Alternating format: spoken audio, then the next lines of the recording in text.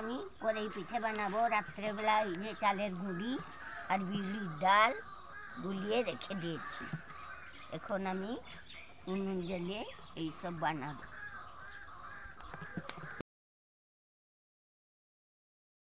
এই যে রাত্রিবেলা গুলিয়ে রেখেছিলাম, কত সুন্দর ফাঁপা হয়ে গেছে। এখন আমি এগুলো বানাবো। এগুলো এখানে ঢেলে নিচ্ছি।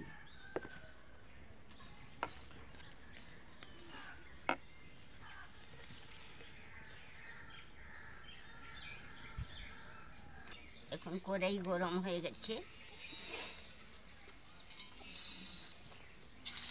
যে কড়াই পিঠা বানাচ্ছি।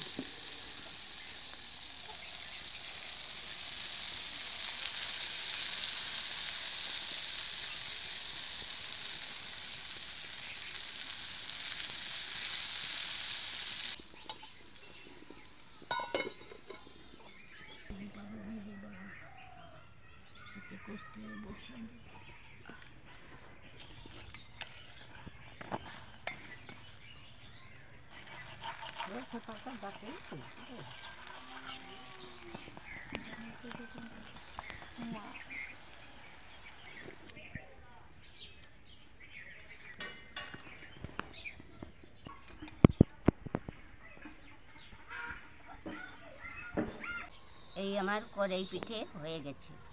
রাত্রিবেলা গুঁড়ি আর বিউলির ডাল গুলিয়ে রেখেছিলাম, খুব নরম হয়েছে, দারুণ নরম হয়েছে।